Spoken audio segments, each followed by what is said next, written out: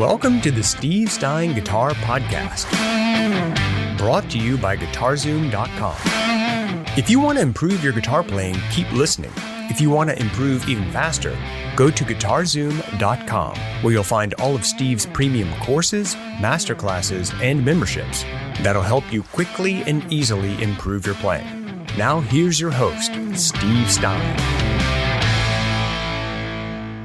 Hello, testing 1, 2, just making sure you can see me and hear me okay. Welcome to another Monday Guitar Motivation. We're going to be talking more about bends, and we're actually going to finish up our discussion today as well. So what we're going to be doing is we're going to be finishing up our discussion on bending and vibrato. And what I want to give you today are some things that really kind of make your bending sound really cool, more authentic. And so what we've talked about is fundamental things. We've talked about like the 3 main whole step bends. Some of those things, okay? And so what we want to do today is start attaching on to that with some really unique things that you can do if you start messing around with this stuff, okay? So what we're going to start off with here is just a couple things that we've talked about before, but I want to make sure we know this before we move into the next thing. So the big thing was whole step bends, and we talked about how those can connect to other strings. We talked about that the last time prior to Memorial Day. How we could connect either in unison, we could connect on the left side, or we could connect on the right side. Okay, and get those kind of harmony sounding bends. And we talked about how we could move those around the fretboard and do them in different places, right? We talked about some of that stuff.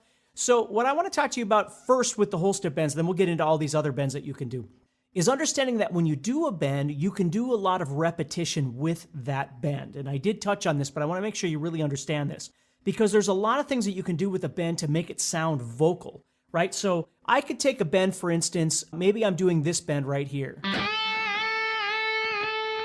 And see, I could make it into a repetitive idea by doing it over and over and over again.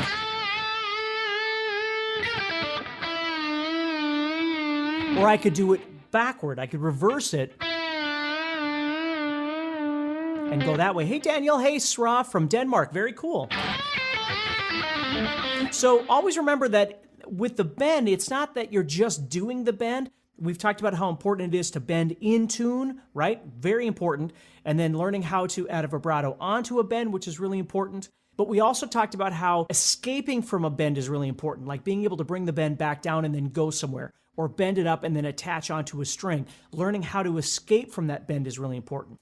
Well, now the thing I want to talk to you about is understanding that the bend itself can be really manipulated to do a lot of different things.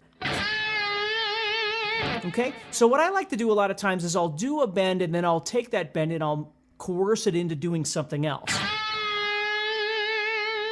Right, so right there I'm bending it up, I'm bringing it back just a little bit, and then I'm adding a wide vibrato. Does the string gauge have an effect on technique? 1,000,000%. If you have super thick strings on your guitar, it's going to be a lot harder to do a lot of the things that I'm talking about. But some people like really thick strings. If you have really thin strings, it makes all this stuff really easy, but it depends on your hand strength too and the way that you like to play. You got to find a balance. And we talked about this before too. Like if you're just doing rhythm stuff and you're always playing power chords and that's all you do, you could put pretty thick strings on there and you'd be fine. Some people like to have a little bit thinner string when you start getting into doing solos and different things like that. You just have to find what feels the best to you. That's the most important thing about string thickness, is finding the string size that really fits you best. Again, back to this. So what I call these are repetitive bends. Repetitive bends are any time that I want to keep reiterating the same point. And I can speed up and slow down the speed or the size of the bend or whatever it is I'm doing.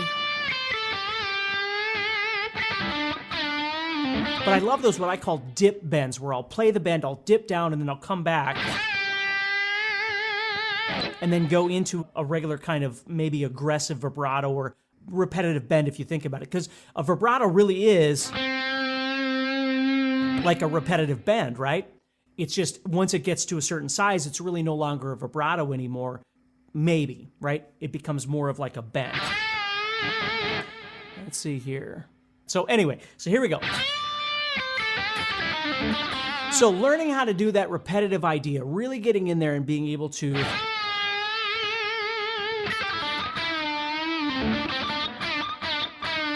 and sometimes what's really nice to do is, are chords harder to keep in tune with thinner strings, Rich? Rich says, yes, they sure are. You got to be, well, I mean, being in tune, if you stretch them out properly, they're not going to go out of tune, but you have to be careful with the way you play the strings, because if you hit them too hard, oftentimes you might put them out of tune a little bit, okay? But what I hope you're noticing is, as I'm doing this, let me switch over to this right here. So as I'm doing these,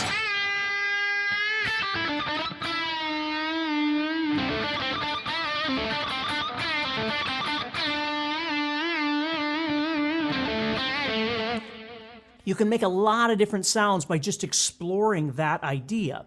So we're going to get into a bunch of different things here, but I just want you to think about that. You can repetitively do the same thing over and over and over, and you can change up, again, the depth of what you're doing. You can change up the speed.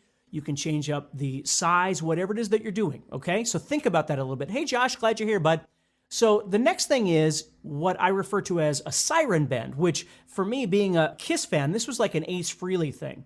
So what Ace would do is he'd do his bend,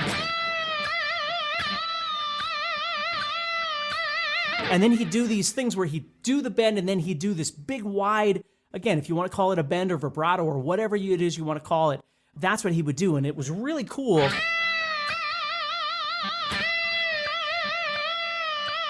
And a lot of times when he would do that, he'd be doing it in rhythm with what the song is, right? So think about that a little bit too, that when you're doing these bends, you can do them outside of the rhythm, okay? Or you can do them with the rhythm. Ba-da-da-da-da-da, right? You can go in tandem with the rhythm of the song as well. So there's some really neat things that you can do with that, okay? So that's what a siren bend is a siren bend. Again, these are just made up terms I'm giving you, but a siren bend for me was like that Ace Frehley thing where he'd do like a really...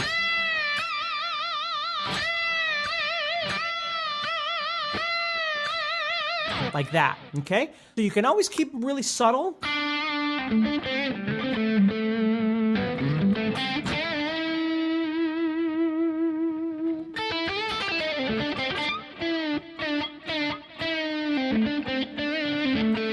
You know, that sort of thing.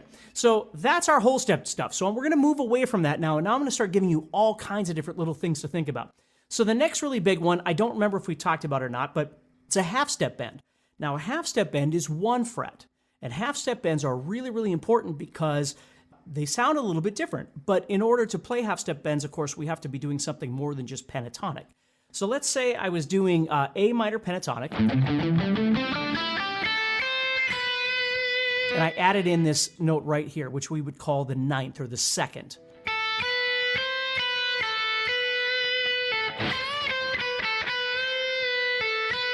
So what's really nice about that note right there is, of course, it's next to one of our whole step bends that we normally do. So we've got it sitting right here on the 7th fret, and it bends up to the 8th fret. And it sounds really nice on its own. You could play this. And we're going to talk about that in just a second as well, some other tactics. But right now, just the actual technique of it is the half-step bend itself. So I'm bending the 7 to the 8. And you'll notice when I do that half-step bend, it's very melodic. That's the beauty of adding more notes to your pentatonic scale. Again, not that that makes it better, it just gives you more options. Like for me, if you've ever heard me talk about with soloing and stuff, it's all about diversity. Like when you're playing, you want dynamics, dynamic diversity. So if you're playing something pentatonic, that's great. But then when you come in with that half-step note, it sounds really, really nice because you haven't used it so much prior. You've been playing more pentatonic, and so when that note comes in,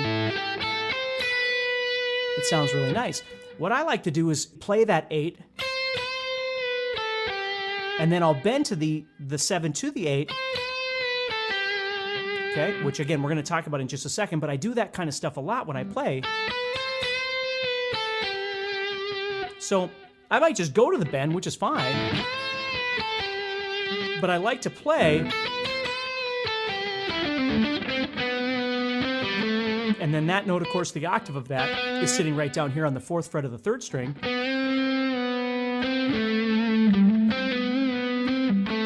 So a half step bend. Now, the half step bend could come from somewhere within the scale, right? The notes of the actual scale where you've got a half step. That's a great place to do it. Half steps can also come from places that aren't necessarily proper in terms of the scale too. So we're going to talk about that as well at the end of this thing. So I've got this all charted out so it all makes sense. So we did whole steps. Now we're dealing with half step bends. And in order to have a half step, you need to be able to add a note into your pentatonic. If you know diatonic, you can do this anywhere. But again, the 9th always sounds really, really nice, if you know what that is. Or if you're doing like a minor 6th. You'll hear me do that all the time in my solos, where I'll do that minor 6. Okay, and I'll do that little half step bend.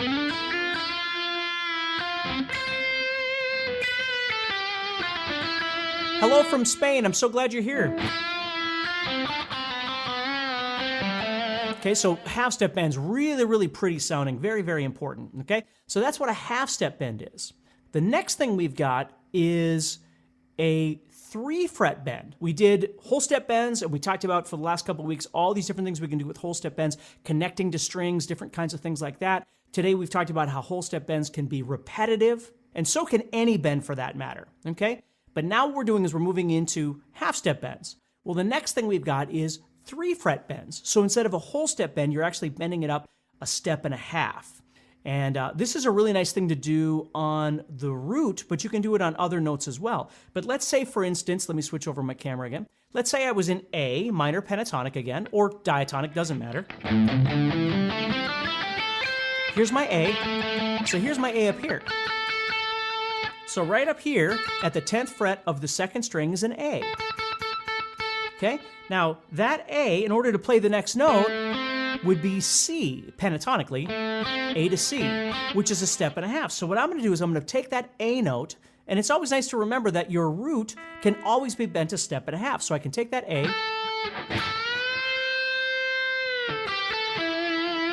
and it bends up 3 frets, so we're going from 10 to 13.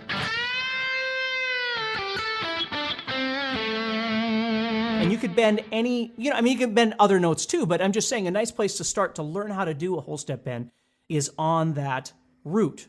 If we think about like a Hotel California, being in B minor, we hear this, that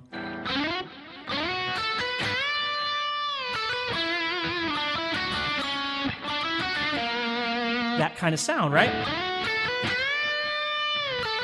It's a whole step and a half, 3-fret bend is what it is. And it sounds really, really, really cool when you do those. You can do them anywhere. Like let's say you were playing something, let's say we're more diatonic if you know your diatonic scale. So if I was in A right here, I'm just playing A, B, C, D, E, F, G, A. So right here I got a B. I could bend that B up a half step to C. But I could bend that half step up to D. See? So I've got this, that's my note. So, and again, bending it with your first finger is pretty tough, but you could head over here to the 3rd finger.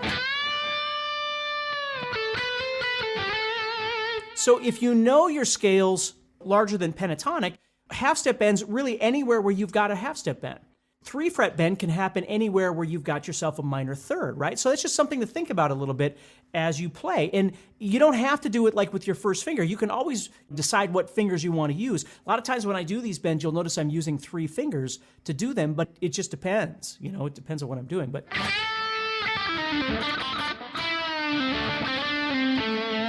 okay, so learning how to do the half step bend, the whole step bend, and then the 3-fret bend. Simple way of thinking about it, if you're basically doing pentatonic, if you go to A and you just add in this one note right here, right there's a great place to do it. It's just on that 7th fret bending to the 8. Again, if you're new to this stuff and you're just doing pentatonic, a 3-fret bend, a great place to do that is anywhere you have the root. But the thinner the strings are, obviously the easier it's going to be. If you're down here, you can totally do them there. It just takes a little more effort. But to come up here is a great place to be able to do that. I hope you're enjoying this episode so far and you're getting motivated to take your guitar playing to the next level. Please do me a favor and leave us a rating on Apple Podcasts. It'll help the show grow and reach more rock stars like you who want to improve their guitar playing. Also, I'd love to know what parts of the episode you liked, as well as what you learned. So please share this podcast and tag us at guitar-zoom.com on your social post. And now, let's get back to the podcast. So the next thing we've got is what's called the blues bend. Now, the blues bend is a really great bend that is unique in that what it is the way I try and explain it is when you're, thank you very much, Lance. I appreciate that. Lance, I love your channel. Thank you so much. Thank you so much, Richard. Thank you for the kind words. So what we're doing here is if we were on a note, so we're sitting on this note. Let me switch my camera again so you can see this. So if we're sitting on this note, and I want to do a blues bend, what works really well with this is right before I'm ready to leave and go somewhere else. What I'm going to do is I'm going to pull that string just a tiny little bit toward the floor, and then I'm going to leave. So what happens here is, let me play you a phrase and kind of show you this. So I'm not doing this, and it's not even, like a blues bend isn't really even a half step. It's just a little musical twist of that. Like that. And so what I don't want to do is do it right away and then hold it, because it's going to be out of tune, you see? What I want to do is right before I'm ready to leave and go somewhere,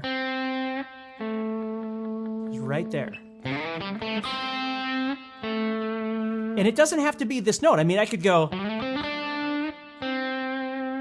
and do it right there. So it doesn't matter how long I'm on the note. I might be on that note just for a little bit. I might be on the note for a long time. It doesn't really make any difference. The big thing is right before I'm ready to leave, I just give that bend a little bit of a twist, and then I head off. And you get this really great little blues sound. Right? And you can even do the little twist, the little blues bend, and then just be done. You just do this little push, and then you're out of there. You don't want to hold it. That's the big thing, is don't go, because then it's going to be out of tune. Just stay where you are,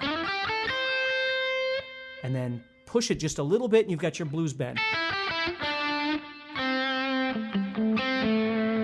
And you combine that with your vibrato or the other bends that you're doing, and you can see how you really just get this really wonderful language.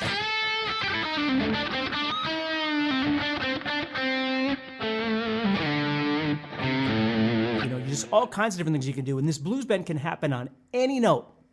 Doesn't make any difference. You can do it anywhere you want.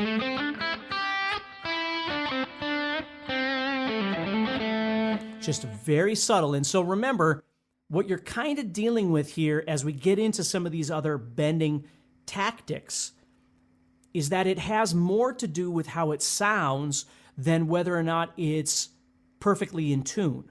Now, obviously, some things that we do need to be perfectly in tune. But if I'm doing, like we talked about the ghost bend, if I'm doing like that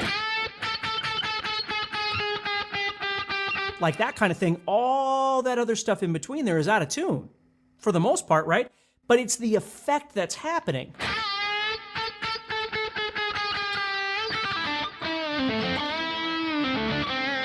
Am I muting it with my pick? No. I mean, I mute the strings all the time with my hands and my guitar pick to keep things quiet. And sometimes when I'm picking, I might use a palm mute or something like that in there, but, so it kind of depends, but that's aside from what these bends are doing, but yeah. Okay, so if that makes sense. So now we've got whole step bends, we've got half step bends, we've got 3-fret bends, and now we've got this new unique thing called a blues bend, which isn't really in tune. It's just this little thing that you do at the end. Now, let me get to this part, because this is what I really love to do too, is I'll take that blues style bend and I'll start doing these, what I'll call a wrist twist. And what I do is when I'm playing, I'll do these things where I go,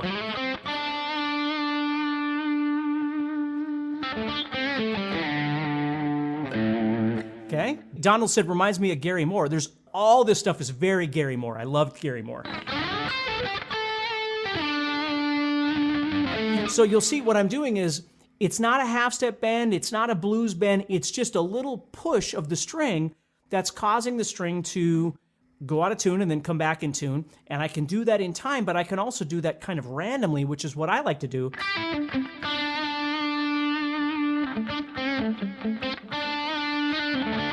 You know, and I'll get these little kind of random things.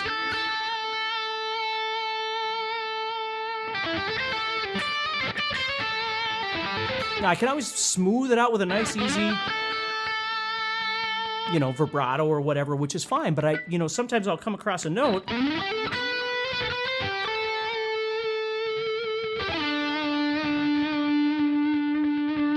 And I'll do something like that. Hey, Eddie. Eddie's here from Scotland. How you doing, bud? So if that makes sense, that's the wrist twist bend, which is just a little random thing that's kind of like a blues bend. It's kind of like a half-step bend, but I'm not concerned with it being in tune. The idea of it is that it's just giving this crazy little random kind of sound. And after I do something like that, it might be nice to resolve it back to something that's a little more straightforward.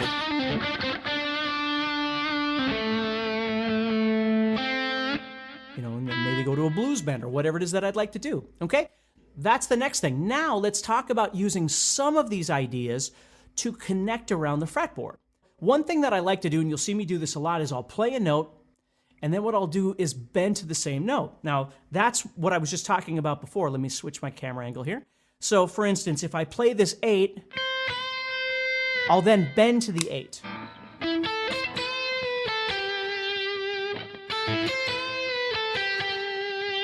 And I do that a lot where I'll play a note and then I'll bend to that same note. So I might do...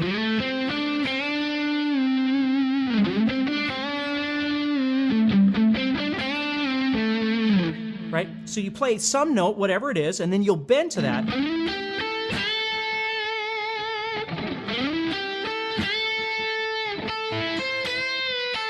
So it's like reiterating the same note twice, but instead of doing, which is kind of boring, you simply bend to that note. And you could do this like all over the fretboard. Like I might start up here and go...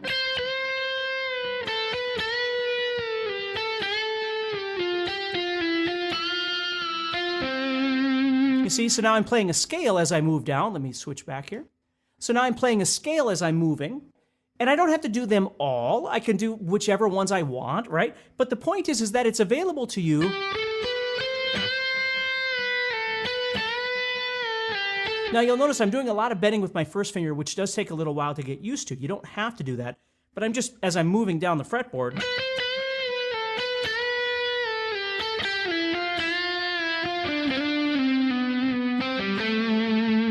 I can do that anywhere I want. So, half-step bends, whole-step bends, 3-fret bends, blues bends, and all the repetition that goes with any of those things. Now what we're doing is we're looking at these kind of quirky things, like a wrist twist style bend, blues bend, kind of different, and now we're connecting. So now I'm showing you how I would play a note and then I would connect it. So I'd play a note and then bend to that same note.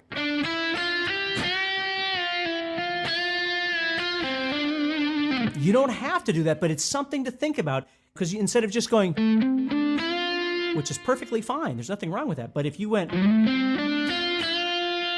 you can see the difference is you've already established that note in somebody's brain, and then you're reiterating it by playing it again.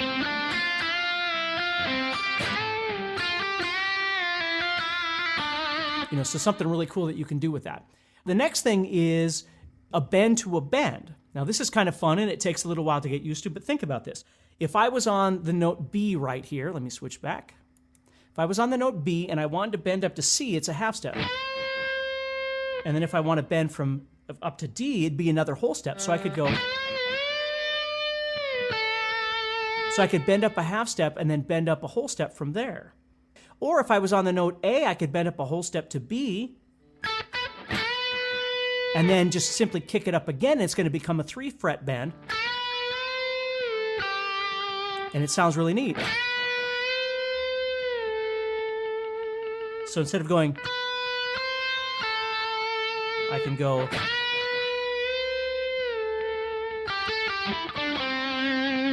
See that? Okay.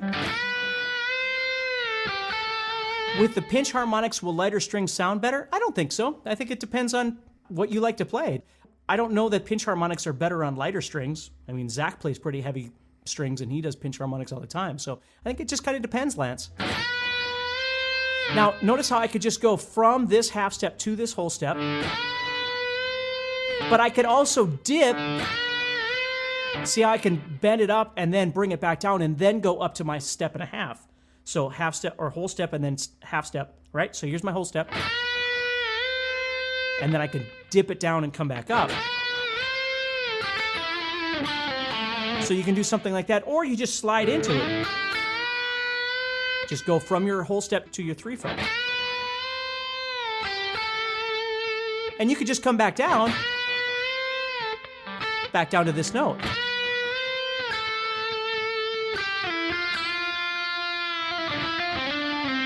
See, so there's lots of really neat things that you can do with these bend-to-bend ideas, these other connections. So give you a couple more, and I want to take all your day here, just a couple more. The next thing I love to do is a bend to a slide. So let me show you that real quick, okay? And then I'll let you get out of here. So I'll do a bend, for instance, and again, not an established whole step bend or something, just maybe something where I go, where I'm bending it up, and then right away what I'm doing is I'm bringing it back down and I'm doing a slide. See that? So I'm going. Now, the slide can happen when I'm on top, or the slide can happen when I bring this back down. It just depends on what feels best to you. See that? So now I could bend it, have an established bend,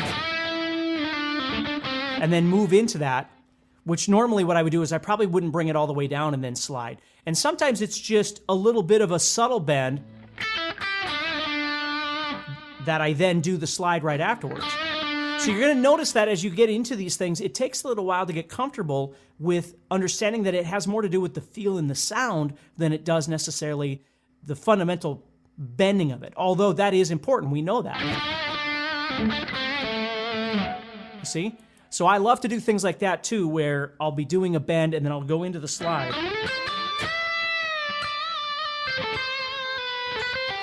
And I'll combine all these things together as I'm playing in just different places across the fretboard.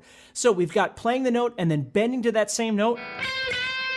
We've got bend to bend, those things. And now we've got bend to slide. Another one I love to do are up or down the board bending. So I might do something where I go, and what I'm doing there is I'm bending up as best I can the proper amount each time, okay? Again, relative to the scale. So this would be a whole step, half step, whole step, and then end with my whole step. Right? And they don't have to be a ton of them. You might just do a couple, or you might skip one or something like that, but thinking about that, something like that. And you could do those going back down too, although it's a little bit harder when you go. But you could certainly do those. I tend to do them moving up this way more when I do that. But that's another thing you can do, is just up the board or down the board bends. And then the last thing I want to give you, and then I'm going to let you out of here, is what I'll just call generically exotic bends. So this is going back to what I talked about with the half-step bends. I mentioned how you could do a half-step bend if you were in a scale, whatever scale you're in, and you just find a half-step and you can bend the note in front, half-step higher, of course, and you're doing a half-step bend. But with exotic bends, what I do a lot is I'll play a note that isn't part of the scale, right? And I'll get that kind of sound. And you get that kind of a cool little Marty Friedman-ish kind of sound, right? So what's happening here is all I'm doing is choosing two notes. Like here, I'm playing the 7 and the 9. And what I'm doing is going to the 8 in between and bending it up a half step. So because it starts on a note that isn't a 7 or a 9, it sounds a little bit more what we'll call exotic. And then you're bending it up to become this note, like we talked about with the half step bends. So it really is a half-step bend. It's just bending from a note that doesn't exist within the context of your scale. And what I'll do a lot with those notes to make them sound a little more Marty Friedman-ish is I'll do the little, which we've talked about before, but I'll do the little reverse bend. And then I'll bring it back up. See that?